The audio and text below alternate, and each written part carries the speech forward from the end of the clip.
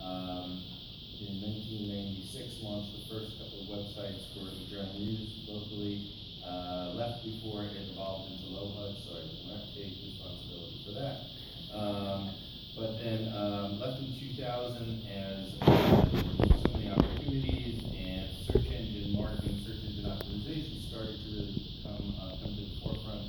And like Les had mentioned, we did search engine marketing also for a lot of large companies. But what I really found was that I prefer working with more smaller, local, regional type companies. Gave more, move the needle, and I like that more than working with really large brands.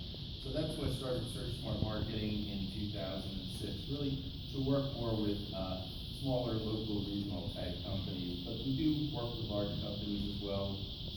This is some of the companies that we've worked with. We're also very involved in the industry, both the search marketing industry and as well as local business organizations like the Business Council of Westchester and Westchester County Association and the like. So really also do a lot of speaking engagements, small business groups, also teach search courses at Purchase College as well as Fordham University. And what we're going to go over here is what we cover in about 12 hours or more, and our course is going to try to touch on in 20 minutes or less here. So if you've got a good first question, how many people have some familiarity with search engine optimization, search engine marketing? Okay, great. And how many have launched Google AdWords campaigns? Okay, and that's typical because typically whenever I speak to a group, maybe about 10% of the attendees have launched Google AdWords campaigns, and we'll touch on Google AdWords just a little bit. Google AdWords is the paid search component of Google. And part of it is really Google's fault because they made it so complicated to actually launch a campaign and also pretty pricey to keep it going. And so we're going to touch on that. So like I said, I talked to quite a few groups, a lot of startups, a lot of students. This is probably more suits and ties than they usually see, so you're the best looking audience. So if you're in our industry, sometimes you'll hear, is search engine optimization dead? You'll hear people say, oh, you don't need to optimize your website, create a website, Google will find it, and do other things. And that's definitely not true. But what search engine optimization has done is evolve.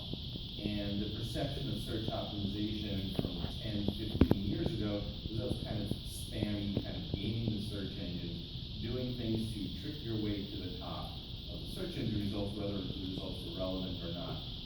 And Google has done a really good job of weeding all of that stuff out, because that was true at one point. But what that did was make for a really poor user experience. So you would do a search for something, you'd find search results that weren't relevant, particularly ads that weren't relevant, and you'd be disappointed and look for something else or become frustrated. And Google recognized that, a lot of smart people, and they really have weeded that out. So the old search engine optimization concept is luckily dead. It's stuff where you game or try to trick your way to the top. And Google's just looking. We're going to cover what Google really is looking for now. And the good news is it really reflects what the user wants in the search engine results. So we're talking about Google because Google has about 78% of the global market. For a while, it kind of topped out in the upper 60s, but search engine, sites like Bing and others, and Yahoo just have not done a great job. And Google just continues to evolve. How many people here use Bing as a search engine? Sometimes people use it and don't even realize they're using it because a lot of times it's the default search engine on your browser when you buy a new computer. And sometimes people don't realize that they're using it, and then they realize that, wait a second, this isn't Google, and then they change their preferences. Yeah, sometimes I'll go to a particular website, before it gets me to the website, Bing comes up. Doesn't sound like a great user experience. Yeah, I haven't come across that. Bing comes up before you go to the website. You're searching on Google? Yeah. And then Bing comes up? Yeah. Must be some preferences or some setting you have that needs to be adjusted. Because you definitely don't want that as an experience. But in any case, whatever we're talking about here in terms of, say Google because it's so ubiquitous, but it really does apply to all site. People are using Ask, which is called Ask Jeeves or AOL, Excite, believe it or not, they're still around. And even though they might have, 10.4% or whatever the market, it does add up to millions of users. So we talk about search engine marketing, it really comes down to three primary components. There's search optimization or organic search marketing. Those are the unpaid listings that most people prefer. It's based on content of your site, links to your site, the architecture, relevancy, and a bunch of other things that we're going to cover. And then there's also Google AdWords or pay-per-click, which is where you set your budget, you target your keywords, set your ads, and it's like any other marketing campaign. You have a lot of control over what you spend, where you want your ads to appear, and things like that. How many people click on or you notice the difference between the paid ads, and if so, do you actually click on the ads? Or how many people skip them and go right to the organic results? Yeah. Because the average click-through rate on a paid search campaign is about 2.5%. That means 97% plus they still don't trust it after all these years because Google didn't do a good job early on of monitoring this stuff and people just lost faith in it. But now they do a good job, and actually sometimes the paid listings can actually be more relevant. And they are important because Google's giving a lot of real estate to the paid search listing because that's how they make $90 billion a But when you year. click on an ad, you get pop-ups for the rest of your life. Not necessarily, but you can get cookied and you can get, start to see the same banners following you around and things like that. And it was considered pretty creepy at one point. And people kind of used to it. Well, it's more annoying than creepy. There's a line that it can cross into creepy, but more often it's just more like, okay, how many times I'm going to see this ad? And then there's local search for companies that are really focused more locally or regionally, and there are certain, there are components of organic and paid search that go into the local search, but that's really kind of its own animal, and there's certain things that Google is looking at for companies that are targeting local or regional audiences. So search engines and Google particularly keep evolving.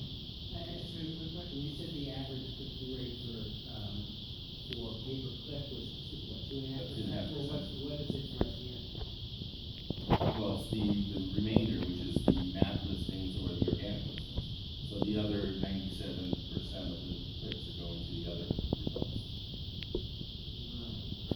The people that see your results, let's say you're the first page of Google in an organic search non-ad, and there's a number of people that got that impression that saw it. What's the percentage? And that can range. If it's say a brand or something very well known, you can get a click rate of maybe 10-15%, but typical click rate might be 5%, 3 to 5%. And that's a pretty good click rate. So even just 2 years ago, on the left-hand side, you see that's what the search results on Google looked like. You had 2 or 3 ads at the top, about 6 or 7 ads along the right-hand side, and then map listings on the upper right-hand corner and the organic results following that. If you look at the search results now, you'll see the paid search listings are at the top, and they take up more and more space, because again, this is how Google makes their money, and they keep introducing new components that add even more space, particularly on mobile. And sometimes on a mobile device, you might just see 1 or 2 ads at the top, and it really has to scroll. So Google is really focusing on the paid search results, followed by the map listings, followed by the organic results. So even though people prefer the organic results, they're getting pushed further and further down, particularly on mobile devices. Because again, it's great content for Google, but they don't make any money off of it. At least they haven't figured out how to really monetize it yet. So when it comes to search, there's really two components. The on-page criteria, which are the content, giving Google the clues in terms of keywords and phrases and things like that, so Google knows what the site is relevant for, how the site is constructed, how it's architected, how it gets updated, errors, different things like that we can take a quick look at. And then the off-page stuff, which is basically comes into 2 components. Firstly, other sites that are linking to the site. So